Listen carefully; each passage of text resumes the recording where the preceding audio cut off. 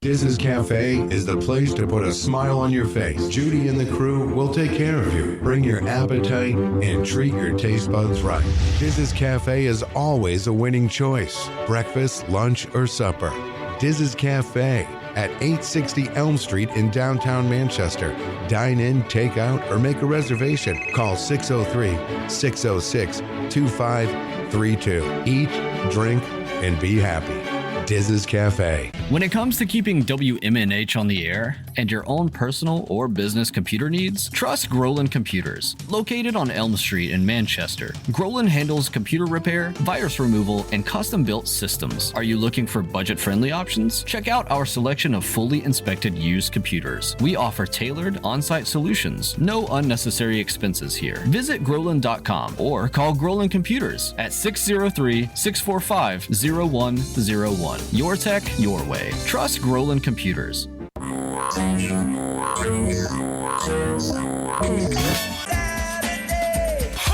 Midnight. 7 times out of 10, we listen to our music at night. Thus spawned the title of this program. Late Night Delight with DJ Midas, right here on WMNH Manchester. You want to know why? Because I'm on the radio. Saturdays and Sunday nights, midnight to 4 a.m. This hour on WMNH is sponsored by CGI Business Solutions, located at 5 Dartmouth Drive in Auburn. They serve all your business needs, including employee benefits planning, corporate design and business administration, investments and wealth management, and customized business insurance solutions. Their phone number is 866-841-4600 or on the web at cgibusinesssolutions.com. Behold the harmony of airwaves as you immerse yourself in the captivating frequencies of WMNHLP, the sonic heartbeat of Manchester, transcending through the ether at 95.3 megahertz frequency modulation. Our transmissions emanate from the zenith of 1000 Elm Street. Venture into the heart of our creative realm at 119 Canal Street, where innovation and sound collide. We bear the imprimatur of Manchester Public Television Service in the venerable city of Manchester, New Hampshire, USA. Enrich your auditory journey with the depth of our licensed resonance. Dispatch your missives to WMNH953@gmail.com or traverse the virtual corridors of WMNHradio.org. Engage with our sonic vibrations by communing with us through the digital channels. Your radio beckons, eager to enthrall you with its mesmerizing cadence and envelop you in a symphony of boundless auditory wonder. WMNH, rip the knob off.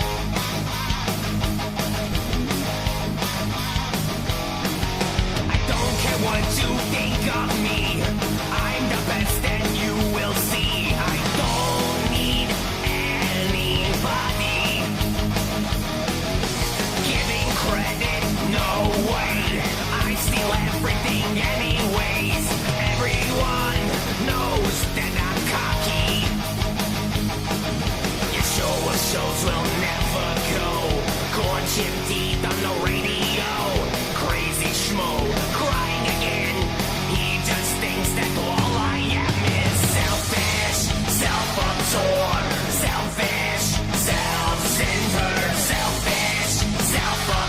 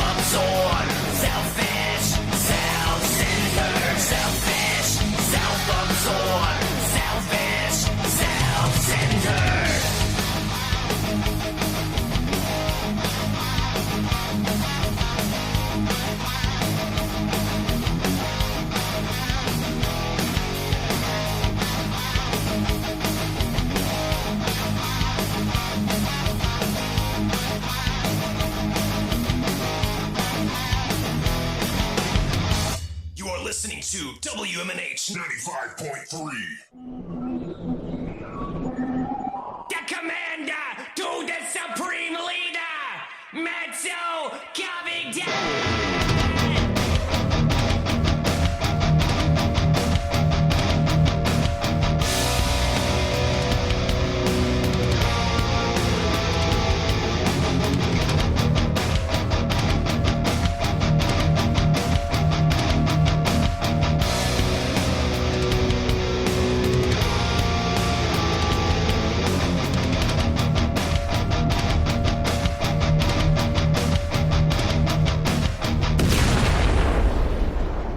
Welcome back, everybody. This is Matt Connarton Unleashed, and we are live from the studios of WMNH 95.3 FM in glorious Manchester, New Hampshire, here on Canal Street, as we are well into hour number 2, numero dos of our program this week. Jenny is here as well, of course, at the news table. Present and accounted for. A couple things I want to remind people about.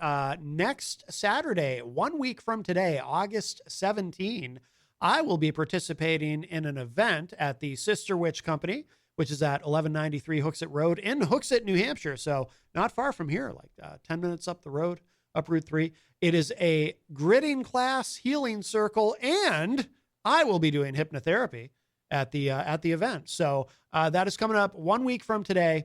That is from noon to 5 p.m. However, because of the radio show, I will not be arriving. My official arrival time there is 2 p.m. I'll try to get there a little sooner, but, you know, obviously we're here from 9 a.m. to noon, and then usually by about 1 o'clock, we're out of here by the time we get the show uploaded and all of that. Yeah, so I'll be getting there at 2, but the event actually starts at noon. So, you know, feel free to get there plenty early. There'll be a lot going on, and really looking forward to that. So that is 1 week from today, August 17, noon to 5 p.m. at the Sister Witch Company in Hooksett.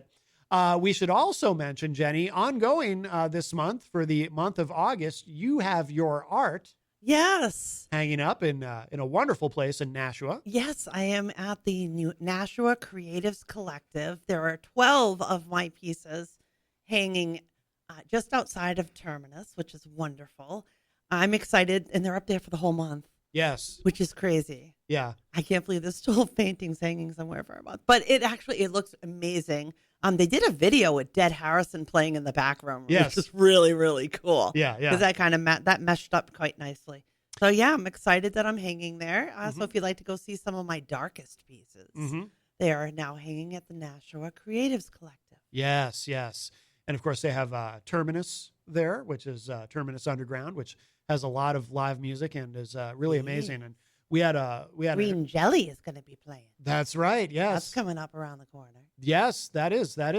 And we had last week on the show, we had Eleanor and Spelfie and Andre. Yes. Andre, of course, also in Dead Harrison. We played some of their music, and it was great to have the three of them here talking about the Midnight Creatives Collective and Terminus Underground. And always nice to see them.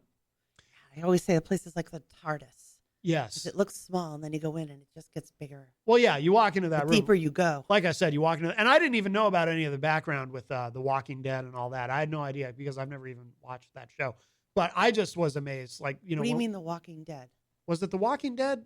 They were talking about Terminus Underground, the connection. It's inspired by The Walking Dead. Oh. Yeah. Because you said that right after I said the TARDIS, and I thought maybe you thought the TARDIS was from The Walking Dead. Well, I've also never seen a single episode of Doctor Who. Well, you knew what it was from, but so I that's do. good. But I do know what the TARDIS is. Yes, that is true. That is true. But no, but I always say it's like another world. When you walk into that room at Terminus, it's like walking into another world. Right. It is really incredible. Fun. Really incredible. And it was great to have them here with us last week. And thank you again, of course, to Club Paradise for Skyping in for the first hour. Really love talking to them. We'll play another track of theirs too later in the show. Really good. I really enjoy their music. I added them to my playlist. And of course, our featured world radio premiere this week is On My Way from our friend Hope the Rapper. This is week 9 of our 10 weeks of new Hope the Rapper singles. Week 9. So we'll have one more next week, but really, I've loved every one of them. Absolutely. Very, very talented guy. And I love his positivity and love, it's been great featuring all these new tracks a new one every week. I can't believe next week is the 10th week. I know. But yeah, so lots going on. And coming up in the third hour today, we're going to be joined in studio. And I think he's bringing a couple of fellow musicians with him. Grizzy Hendricks, who I believe hosts a radio show or a podcast of his own. Yes. That we'll be talking about. Yes, we're going to be talking about their show. Getting to learn about all that. So looking forward to that.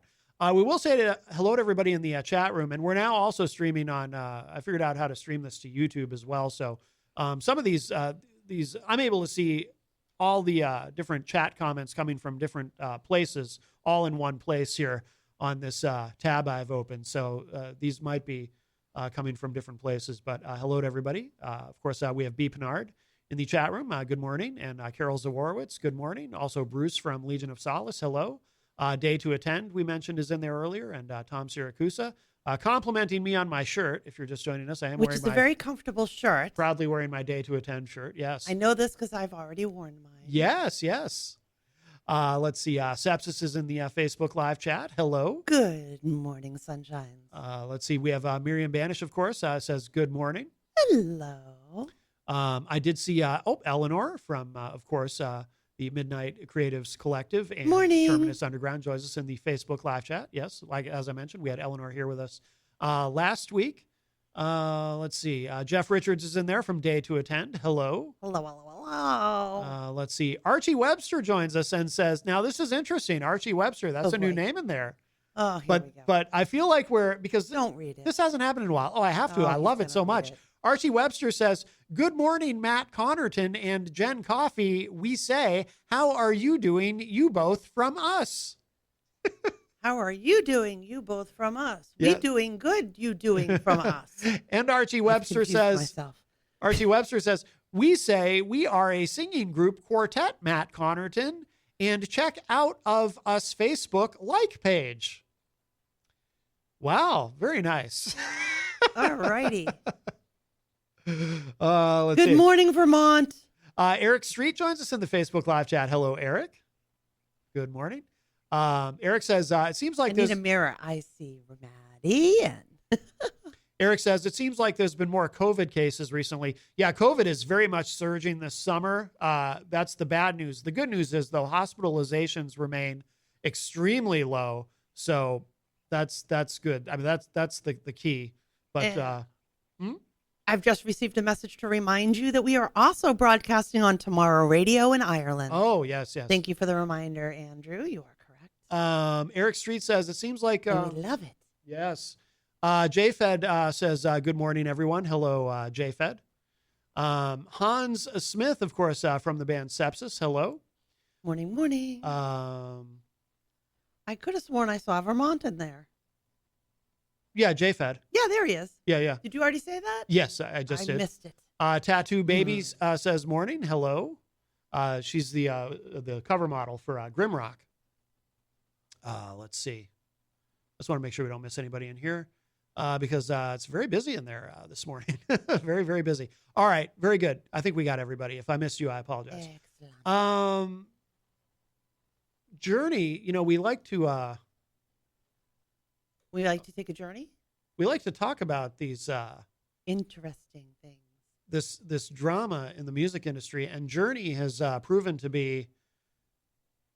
sad. I'm fascinated by something. I'm sad by some of it. If you haven't followed it, Journey, of course, these bandmates in Journey, you can't blame Steve Perry, really, for all these years of not wanting to go back. I can understand why. You got to say the title of it. Yeah. Billboard has a new article up. Don't stop litigating. Don't stop. Journey bandmates are battling in court yet again. What has always fascinated me about bands that don't get along and they have all this acrimony and even in some instances, suing each other while they're in a band together. I've always been fascinated by the dynamics of that and how weird it must be to be in a band and have issues with other band members to the point where you're suing each other and yet still be able to go on stage and play with them. That's always fascinating to me. It's an odd dynamic. Because, how do you do that and not bash each other with the guitars or something? Well, and there have been instances. I mean, geez, you can find YouTube compilations of bands getting into fights on stage and. Ooh, like what? What's a good one?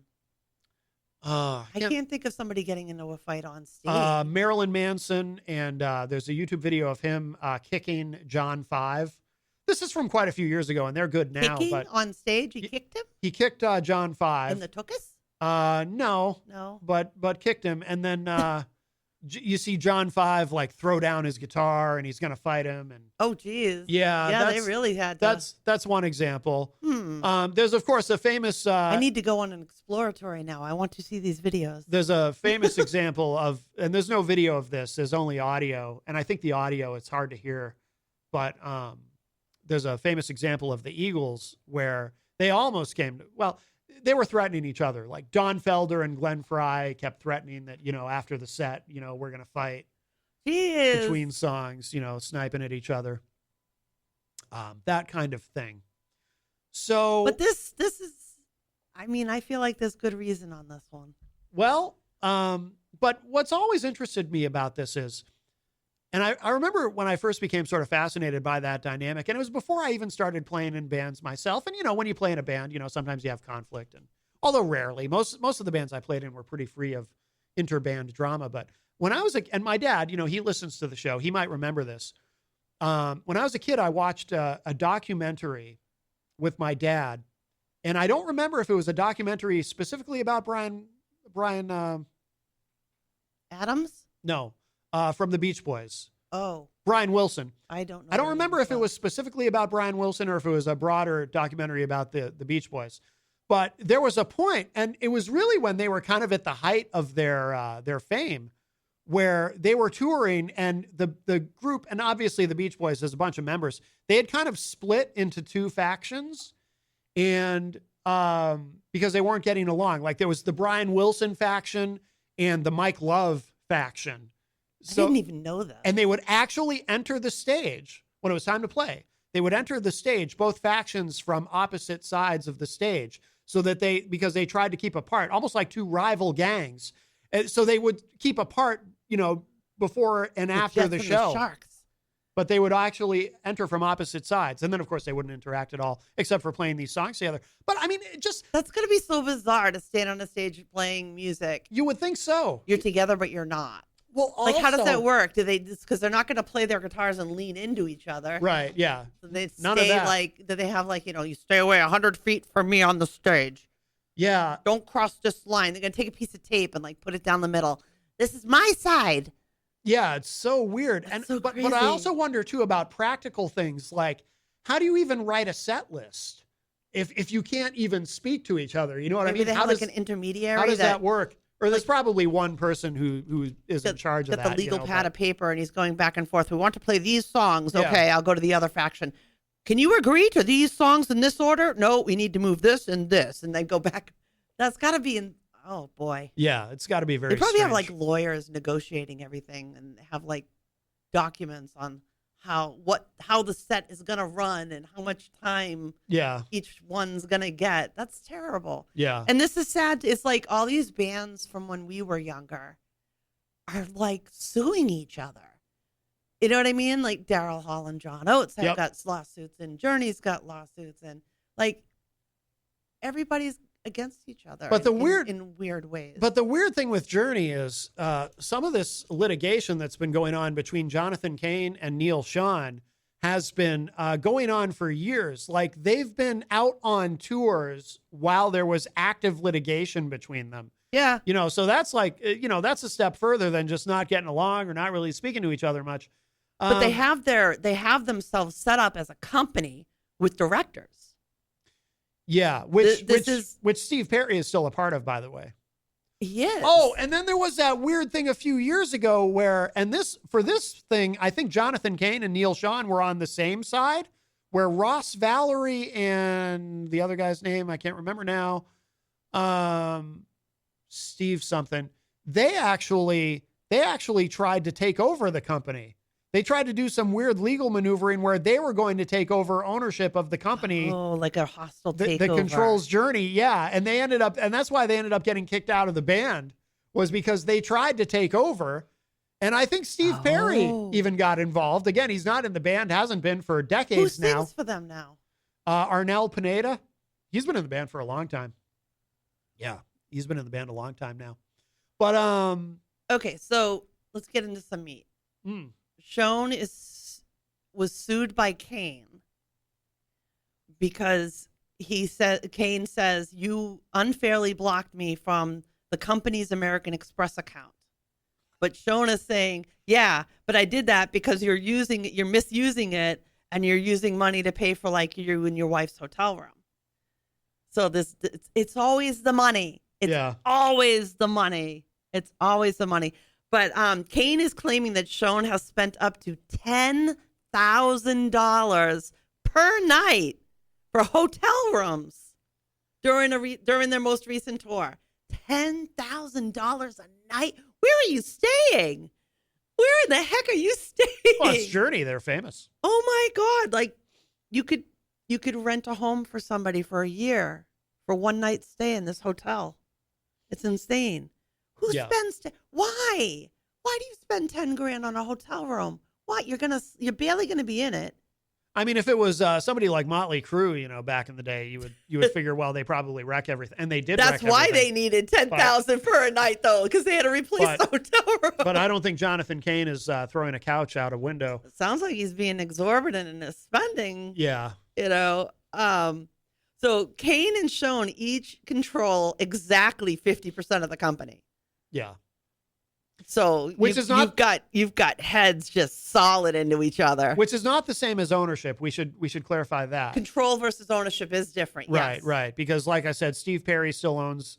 I don't know the guys who are cast out of the band. I don't know if they still own part of the company as well. Like I said, they tried to take control of it, and it got them fired from the band. But that doesn't mean they don't still own stakes in the company. But yes, Neil, Sean, and Jonathan Cain. And by the way, there could be any number of people with stakes in the company. I mean, it's not even limited to the band members themselves. And for those who don't know, Neil Sean, of course, is the guitar player, and Jonathan Cain is the keyboard player who occasionally plays guitar on some songs that don't have keyboard, like Stone in Love, for example. It's like they're going head to head. So another one of the issues that these guys are doing is one of them will fire somebody, and then maybe a few hours or days later, the other one will rehire the same person that got fired. Yeah. So you got one director goes, I can't stand you, get out. And then like 2 days later, the other one goes, come back. Well, here's what it's like tit for tat. I'm going to get you. This is, Yeah, it's no way to run a business. No, this is terrible. I mean, and I can't even imagine can you imagine being an employee? If you've got to worry if one director doesn't like you, they might toss you. So you got to stay on somebody's good side to stay in the company. Well, this is from Billboard.com. It says a never-ending legal battle between Journey members Jonathan Cain and Neil Sean erupted again this week, with Cain filing a new lawsuit against Sean over claims that his exorbitant spending is threatening to cripple the band's touring operations. In a complaint made public in Delaware court on Tuesday, July 30th, Cain claimed that Sean's alleged spending, including unilaterally chartering private jets and charging personal expenses to their shared American Express card, has led to a deadlock that must be resolved. Cain's lawyers write, quote, the deadlock between the company's directors is now interfering with the company's ability to take even the most basic actions and is causing significant disruptions in the smooth operation of the company. The problems pose a severe threat of harm to the company and to Journey's storied history of musical greatness, unquote. Legal battles are nothing new for Sean and Cain, the two remaining members of an iconic rock band that still is printing money decades after its Don't Stop Believin' heyday. Back in 2022, Sean sued Cain over allegations that his bandmate had unfairly blocked his access to the American Express account, interfering with the band's activities and delaying payments to crew members and vendors. A few months later, Cain sued him back, claiming he had placed those restrictions on the Amex to stop Sean from misusing the company card, including spending $400,000 in a single month. So they both accuse each other of overspending. The new case, filed in Delaware's Chancery Court, largely rehashes those same disagreements over spending, like Cain claiming that Sean has, quote, spent up to $10,000 per night for hotel rooms for him and his wife, unquote, during their most recent tour. But in technical terms, the new case focuses narrowly on the governance of Freedom 2020 Inc., a Delaware-based corporate entity that they created to operate Journey's touring. Since Kane and Sean each control exactly 50% of the company, the lawsuit says the two have reached an impasse that has spilled into other aspects of the band's operations, like managing their staffers.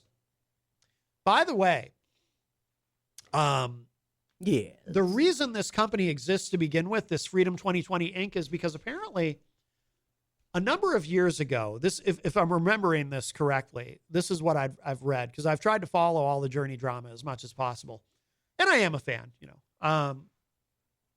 but a number of years ago, Neil Sean and his wife started looking into. They started looking more closely at Journey's financial operations as a band from a business standpoint, because they had a manager and they felt like the manager, I don't think this was a case of the manager, you hear about this a lot in the music industry, a manager stealing or somebody's ripping off the band or a band suing their record label because they feel like their record label is stealing from them. There's a lot of horror stories. But this was a case of they started to, when they looked into things, Neil Sean and his wife felt like Journey was getting a raw deal. They were playing these venues but they didn't seem to be making that much money, and they didn't understand where the money was going, what was happening to their profits and whatnot. So I think they just basically fired their entire management team at the time and said, we're going to run everything ourselves. Other artists have tried to do that. It's hard to do at that level. Years ago, I saw a documentary about back in the 90s when Duran Duran tried to do it. They actually tried to, they fired their management team and said, we're just going to do everything ourselves. We can do everything ourselves. Why are we paying out all this money? And yeah, I didn't know they did that. They did. You might not have known, because unless you happen to see this particular documentary, because it didn't last long. They did it, they tried it, and they said, oh my God, we are in so far over our heads. We cannot run this band this way. So then they undid, they hired a new management team and everything, and they said never again. Wow. Kiss during the 80s, for a long period of time, they didn't have a manager per se. They had the accounting firm they were working with, Glickman Marks, was kind of their managers, in that they kind of ran the business of Kiss. But Kiss was essentially self-managed, actually at a couple of points during their career, and they managed to pull it off. Gene's a real business-minded guy, though. And so is Paul Stanley, and that's true. Yeah, and they managed. They got away with it. They've always treated it like a business. Yes, that's a big. Well, that's the thing, and they also don't have as much. I mean, yeah, there was some alcohol, but they didn't have like that as a bigger issue. Not Gene and Paul. Right. Yeah. Whereas other bands of that era, it was all of the band was doing that. Right. But these guys kept their heads on straight the whole time. Oh, yeah. And were always treating it like a business. Right. Yeah. Like all this stuff with Journey, you cannot imagine this happening in Kiss. Anything like this would never happen in Kiss. So again, this is from Billboard.com. In technical terms, the new case focuses narrowly. I'm sorry. I read that part already. Let me go down here. So, Kane's lawyer, this is what Jonathan Kane's lawyers say in the lawsuit. Quote, petitioner and respondent are deadlocked with regard to issues concerning the hiring and firing of company employees and band crew members. It is common that one director will terminate an employee or crew member, and hours or days later, the other director will rehire that same individual, unquote, as you mentioned earlier. The lawsuit claims the strife between Kane and Sean has also led to other problems, including disagreements about whether to accept an advance from AEG for their most recent tour, the purchase of cancellation insurance, and other problems. Kane's lawyers write, quote, the deadlock between petitioner and respondent has created a toxic internal environment. Rather than focusing on the band's performances during a major international tour, the band's members and crew now find themselves caught in the middle of the director's disputes, afraid of performing their job responsibilities, and pressured to align with one director or another, unquote. That's horrible work environment. Oh my Oh, gosh. yeah. The music Can you industry, imagine? the music industry is hard enough without all this. Talk about hiding from your bosses. Oh, yeah. Quick, get in the bathroom. They're coming. Or hiding from one of them. Exactly. Well, I'd be hiding from both of them. I just don't want to be in the middle of any of this. I think in this situation, probably some of them they hide from whichever one fired them, and try to stay close to whichever one rehired them. The other one doesn't see me. He won't know I got brought back. Yeah, exactly. Oh, jeez. It says here, as a solution, Kane is asking the court to appoint a neutral third director of the company who will be able to issue the tie-breaking vote during disputes over key issues. Well, they're like divorced parents fighting over their children. Well, what they need is a manager. See, it sounds like they don't need have a third person to be. Well, they're supposed to have a third person, but it doesn't really go into the much. Yeah. Well, it sounds like whoa. That's because I jumped ahead. It sounds like they don't have a manager either, right? So they're running everything themselves. I think there's managers to a point. Well, because part of what a manager of a band does is say, like if there's a dispute like this, the manager says, "Look, we're going to do this. You guys hired me to run this band. Here's what we're going to do." Kane is asking the court to appoint a third director who could be a neutral director that could issue a tie-breaking vote on all of these issues, because it's divorced. It's like divorced parents fighting over the kids in the house. Yeah. That's you got these two equal in ownership. I mean, equal in decision making, right? 50-50 directors, and they don't agree. Yeah. And they not only did they not agree, they set out to go against the other one. Oh, you fired so and so. I'm gonna bring them back. Yeah. So this is it's sad. It's sad to see all of this happening, but I mean, you look at some of the stuff he's reporting. Kane is claiming he put the restrictions on the card because the other guy, Sean spent $400,000 on the American Express card in 1 month. 1 month. Yeah. I think I could live off of that much money for the rest of my life. And he spent that in 1 month. Yeah. That's crazy. And American Express is the one that you got to pay off everything the next month. You can't carry a balance on that sucker. So if one dude does $400,000 and everybody else is even just using it reasonably like they're supposed to, that's a heck of a month bill to pay. Jeez, you could buy a house, buy a couple of houses. Yeah. You could do a whole lot with that. That's crazy. It says in a statement to Billboard, Kane's attorney Sid Liebsman stressed that his client was not seeking damages and only wanted to resolve the impasse. Quote, "It is expected that the third director will provide resolution to the issues between John and Neil. It is John's intent for Journey to continue providing great live music throughout the current tour," unquote. An attorney who has represented Sean in his previous litigation with Kane did not return a request for comment. Okay, and then it gets to what I was talking about earlier. It says here, even before Sean and Kane came to blows, members of Journey had been sparring in court for years. Back in 2020, the two men teamed up to file a lawsuit against former drummer Steven Smith, that's right, I couldn't remember his last name, and former bassist Ross Valerie over the band's name.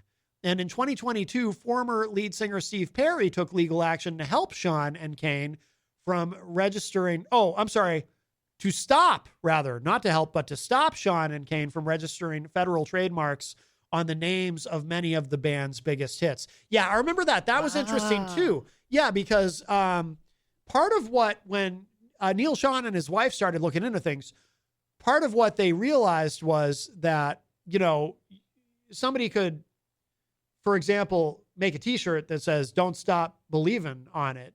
And, why aren't we making that money? When people hear "Don't Stop Believin'," they think of our song. We should register these trademarks. And Steve Perry's going, "Wait a minute, I wrote those lyrics. Why do you get to trademark that?" So he actually helped prevent them from doing that. Why wasn't it done under the company? Like it makes, I get what they're saying. Well, it probably was, but Steve Perry said, "Nope, you're not doing that." Well, I don't blame him. Like you said, he still has ownership. Yeah. He may not be in the decision room, which it sounds like it's not a fun place to be anyway. Right. I wouldn't blame him one bit. Yeah. It's awful how these bands have devolved into this. You know what I'm saying? Like, 'cause Yeah. I mean, when I can think back when I was a kid, and they look so fun and happy. Like, what happened to you guys? You were fun and happy. Now they're suing each other. Although I can't blame them. All right, I'm sorry. If we had a business and all of a sudden you're looking at a $400,000 bill on one of your charge cards by one person in the business, I'd lose my mind. Yeah. I can't even imagine seeing a bill like that and not losing your mind. And what is the other guy thinking? Is he going like, I deserve this, so I'm just going to keep pulling this card out? Like, I deserve this. I mean, you got to tell yourself something to talk yourself into making it sane to rent a $10,000 hotel room. I disagree. I don't think you have to talk yourself into anything at that point. When you're that rich and you're that famous, I think something happens psychologically where I don't think I think that's the problem. They don't have to talk themselves into anything. And a lot of famous people who've been very wealthy, who then they go through a thing where they have it and then they lose it all. They talk about this, how at the height of their fame and wealth, they just kind of assume, they get into this mindset where they just assume it's going to be that way forever. They're going to be super famous forever. The money's going to be coming in forever, so they can spend as much as they want to and never have to worry about it. And it just becomes a thing. And in Journey's case, not that I'm justifying it, but you can almost see where, because here in Journey, you have a band that was at their peak in the 80s, but has actually still managed to, I mean, haven't had a hit song in decades, but they still love the classics. And they still do so much business touring. Yep. They can still tour arenas and still make so much money. And that's really where the money is anyway, that and merchandising. And so in their case, the money actually has never stopped coming. So, but there's a grotesque greed that's involved in that. I'm sorry. Because, I mean, I can't, if I had all of us, I won the lottery. I have money now. I wouldn't want to go buy a ginormous freaking mansion that costs a fortune to run and takes incredible amounts of work to clean. I'd want a nice little small place that has a little garden, makes me happy, and money in the bank to sustain me for the rest of my days. It's always mind-boggling when you look at some of these people and it's like, why did you buy that ginormous house for two people? How does that work? Why is that worth it? Yeah. Why is it worth it to have a $500 electric bill and, I imagine a $300 gas bill? I mean, I can't imagine how much it costs just to run the house itself. Now, how much work does it take to upkeep it, to clean it, to paint, to fix? I mean, I watched my dad upkeep his house, and he's meticulous. Yeah. His house is gorgeous, but he works his bum off all the time, every week, every year, every month to keep that house looking that way. It takes work to keep it that way. It doesn't just magically stay that way. These guys get this money and they buy these monstrosities of homes. And I've got 10 cars. Why? You can only drive one at a time. Why? Yeah. Why is it that when you get some money in your hands, all of a sudden there's this grotesque greed? Right. And you forget all of the decency that you used to be, or the decent things you used to say, or the things you used to, oh, gee, I wish I could do this, or wish I could help that one. But then the minute the money gets into the hand, it's like you forget all of that. Right.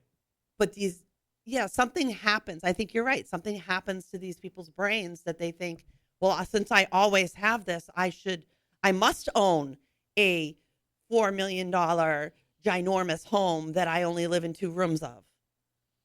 Because really, you can't enjoy a house how do you enjoy a house that big? You're one person. Come on. I think it's probably, for people, it's just all about status. It's ego. Showing off and ego. And I know everyone says this, but I really do think it's true in my case and in yours too. But yeah, if I had that kind of money, that's not where I would put it, because I'm something of a minimalist. Like, I don't want, there's nothing about the idea of living in a mansion with rooms I don't even use just to have it. There's nothing about that appeals to me. No, there's not at all. There's just nothing about it that appeals to me. Of course, my brain goes to, how much upkeep that is. But yeah, plus I like small and cozy. But I think most people, though, it is strange, and it's something I've noticed from what I've realized this from a pretty young age. Most people, if you talk to them about what it would be like to be rich, they will tell you, oh yeah, I'd have 10 cars and a mansion, and it's like, really, you wouldn't that's what you would do? Like, I do think there's something in the human condition where most people, I think we're the odd ones. I think most people, yeah, that's what they think about. It's like, why? But I only need to drive one car at a time. I could take 2 cars and be quite content, and take the other 8 cars and go feed like an entire freaking school system. There's so much you could do with that crazy amount of money. Yeah. You know what I mean? That I can't. It's like people who spend thousands of dollars on these red bottom shoes.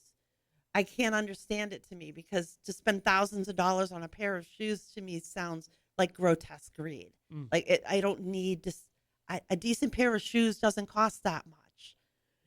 Because I grew up with a dad that taught me the value of a dollar. Mm-hmm. You know, so, you didn't take anything for granted. If you got a pair, when I got to go to the shoe store and I got to come home with 2 or 3 pairs of shoes, that was a big deal. To get 2 pairs or to get 3 pairs, that was a big deal. That was money, and for not a pair of shoes, but I got you dress shoes and sneakers. Like, that was a big deal to be able to do that. I can't imagine. I don't know. I guess, yeah, maybe we are the oddballs out. It's just, it takes very little to make me happy, and I can't imagine wasting so much money when there's so much in the world that you could do to make. I mean, how many lives could you save with one car? We have a call. Hi. Oh, Hello? Is this Matt? Oh my goodness. Is this John C. Hopwood? Yes. I'm listening to your conversation. I don't know, how old was Journey when they made it big? What was the average age of the They were band pretty members? young, weren't they? Yeah, they had to be pretty young. I'm gonna guess and say 25. Yeah, I think there's a big difference.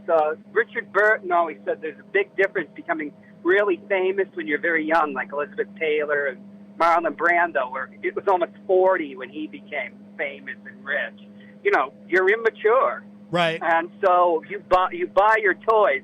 But with the Beatles, who were, very young when they got rich, those big houses and everything were tax write-offs. So I just thought I'd bring that up. Great show. Good listening. Miss you. Take care. All right. Thanks for the call, Bye. John. Appreciate it. Bye-bye. Hoppy. That was nice. We haven't heard from John in a long time. I know. Yeah. Is he on the other side of the world now? I'm not sure. He sounded like he was on a train or something. It was very loud. No, it was nice to hear from him, though. Yeah. I wonder, to John's point about how they were very young. Well, that has an aspect, of course, because when I was younger, I was very stupid. Now that I look back on myself, and I wonder John's observation. I wonder if that's got me thinking: is that part of the problem? If you do become so successful so young, and you have all that money, you establish a pattern. As a hypnotherapist, we talk a lot about patterns. You establish a pattern of spending recklessly and foolishly and not practically. And so, whereas, as John said, like Richard Burton, who, didn't become wealthy until he was in his 40s. If you become wealthy at an older age, you're going to be more practical and maybe not be so foolish as to just assume this gravy train's going to go forever. And again, in the case of Journey, it actually has gone forever, but a little more practical with your money. I don't know. I mean, I think that's an interesting point. It is like to spend money the way that was being spent, you have to have the mindset of there's no bottom. There's no, my wallet will never be empty. Right. It's got to be your feeling if you can sign up for a $10,000 hotel room. I mean, that's just mind boggling to me. 10 grand for one night is so insane. Right. I just can't. I couldn't do that. I could not do that and look myself in the mirror. I just couldn't. Yeah. I couldn't. I could freaking fill a food pantry to the ceiling. How could I spend 10 grand on one night in a hotel? What does this hotel have? The other thing too about age because like I said, John brought up, they were probably Yeah. very young when they established these patterns. And I said the same thing when we were talking about I've said this actually, when we talked about the Daryl Hall versus John Oates lawsuit, and also in talking about Don Henley. It's like these guys in Journey now, they're in their 70s. Is this what you want to be doing when you're in your 70s, tied up in all this litigation? Because it's the money. Like, blind with money. I know, but it's like, geez, just sue them. Just do your thing. I mean, these guys, you took $1 too much. They're so lucky. They're so fortunate. Not only to have this, but to have their health, to be able to do what they're doing, and to have all this money at their fingertips. They'll never not want for nothing. Right. They don't worry about clothing or food or any of that. They have nothing to worry about. But this is what Journey's canceling shows now. This is what they're gonna spend their time on. And this is how they're gonna go out at this point in life. Which is sad as heck. Oh yeah, go out that way. That's what I said about Daryl Hall and John Oates. It's like, oh my God, the biggest selling duo in pop history, all the money they could ever need, all the fame, and again, they've sustained, they've sustained this over so many decades. Yep. And this is how it ends. This is how it ends. In litigation. Yeah. That's so sad. Not going to look at you, not going to talk at you. If we go on stage together, it's opposite sides. You stay on your side, I'll stay on my side. And it's not. And all of it comes down to it's the ego of money. Yeah. It's all about ego and money. And if you're a 20-something, and you have a conflict with somebody, you kind of take it, and you shouldn't take it for granted because anything can happen, but you kind of take it for granted. You got all the time in the world. At some point, someday, you'll rectify things. You'll make up. Everything will be good. You'll get back together. It'll work out. But, when you're in your mid 70s and you're fighting with somebody over money or over a contract, it's like, again, I think of Daryl Hall and John Oates because I grew up such a huge Hall and Oates fan. It's like, and this is how it's going to end for them, and Daryl hasn't said much about it. John has said in interviews when asked, are you and Daryl, do you think you and Daryl are going to reconcile at some point? He said, probably not. This is probably it. And it's like, oh my God. It's awful. And he, and honestly, I mean, it's the one silver lining with that is John Oates, from what I've seen in the interviews when he's talking about it, I'm sure he carries a sadness about the situation, but he also seems like a little bit of a weight's been lifted off of him. And Daryl probably feels that way too, because Daryl Hall was clearly resentful of having to share success with John. I want to go back to what I said something earlier. It is like people getting divorced. Now, these guys got together. They were in love with each other. They made music together. That's literally... They've been together for so long that they start nitpicking at each other. Little things start annoying each other. And they stay together too long, and they end up resenting each other. Yes. Well, that's literally what Daryl said. He referred to it as a global divorce. It is in a lot of ways, and it's so sad. Mm-hmm. It's so sad. I'm sad for that. Well, we only have a little bit of time left in the hour, but moving on from Journey just for a moment, because this is somewhat, excuse me, this is somewhat related. I apologize. I didn't get to the button in time before I coughed. I'm not sick, just my allergies continue to. This has been a bad summer for allergies for me. Yeah. But you have had it hard this year. We talk about people, they get used to spending the money, and you see this a lot in hip hop. The bottom eventually falls out. Also from Billboard.com, Damon Dash's Rockefeller, which is a very famous record label in hip hop. Rockefeller shares will be auctioned to pay legal judgments. This is from Billboard.com, and I haven't followed this particular story, but it says Damon Dash's 1/3 stake in Jay-Z's Rockefeller Records is going up for auction later this month. But a source tells Billboard that the shares might come with some key limitations.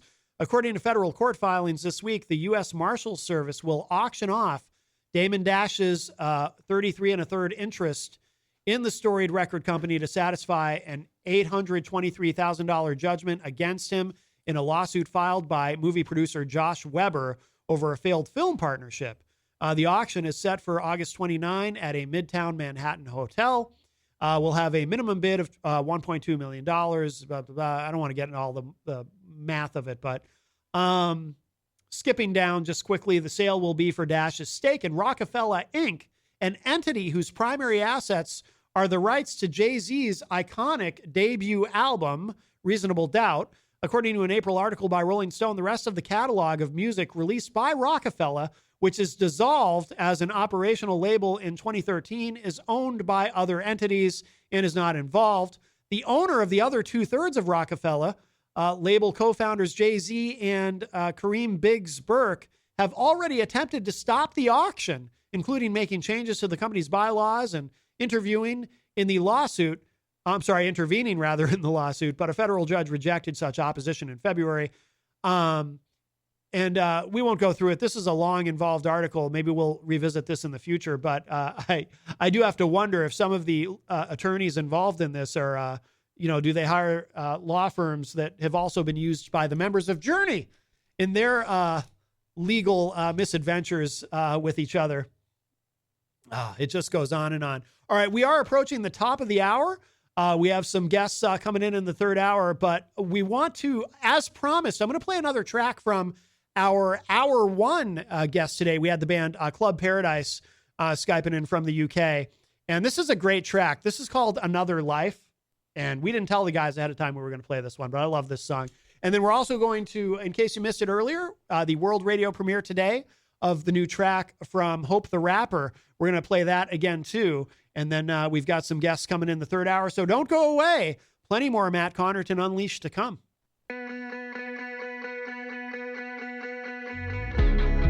Can you see us meeting in another life? Another life? Can you feel this leading to another life? Another life? Can you see us meeting in another life? Another life? Can you feel this leading to another life? Another life? What if I'm not ordinary?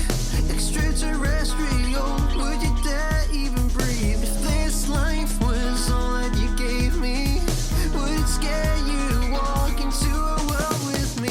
Where blue skies turn green instead? We'd crawl, even slide on our hands. What would it take for me to make you see that in every world I walk, it's you I need? Can you see us meeting in another life? Another life? Can you feel this leading to another life? Another life? Can you see us meeting in another life? Another life? Can you feel this leading to another life? Another life? Feel like I'm breaking out, going on the run. My thought collection, treasured perceptions, just gather dust. 'Cause I was a desperate man, hanging on to all of our hopes. But I can be different, man, and it's you I need to see it the most. Can you see us meeting in another life? Another life? Can you feel this leading to another life? Another life? Can you see us meeting in another life? Another life? Can you feel this leading to another life? Another life?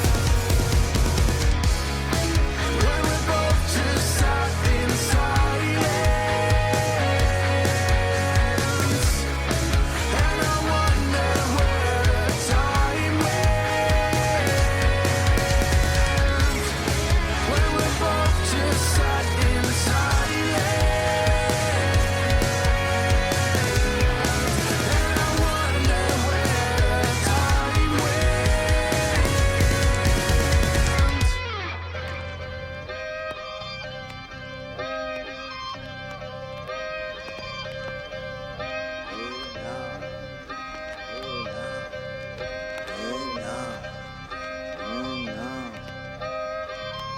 I'm on my way now. Why would I wait now? Wait now. I'm I'm on my way now. Why would I wait now? Wait now. I'm on my way now. Why would I wait now? Wait now. I'm on my way now. Why would I wait?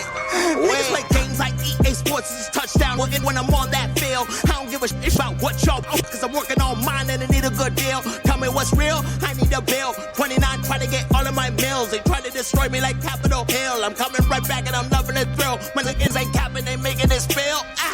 Do for the impact. Woo, woo, woo, woo, hit the quick dash. Soon as the money call, I'll be right back. Did it all when my heart can't fight that. Probably find me with a bomb like it's Iraq. Got them telling me it's wrong that I'm like that. Hijack the mic, it's with the flight pass. On the mic and I know I'm a terror.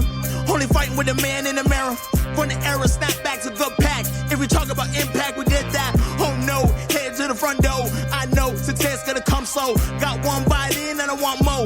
I swear for my end, I'ma take yours. We gon' dip with the cheese like it's quesos. Pesos, got me kicking heavy quesos. Wake up in the morning where the day go. Trying to tour the states to win a bagel. Say so's, I just wanna make more. Put a hole in his head like a bagel. Lay low and wait for the safe go. Praise go, I don't wanna stay po. These niggas is talking, but I see the options. I think I'm taking it next. Losing that hope with nowhere to go. But I got this S on my chest. Push me to break down, but I don't break down. Driving like 8 miles. I'm on my way now. I'm on my way now. Why would I wait now? Wait now. I'm on my way now. Why would I wait now? Wait now. I'm on my way now. Why would I wait now? Wait now. I'm on my way now. Why would I wait? Wait. Hold up. Wait. Local, I be eating fuck a plate. Beggars man to me, I make a cake. No panic when I pull up in the paint. Panorama bitch with the eye. The biggest bitches out, fuck a gray. They try to figure me out, fuck a trade.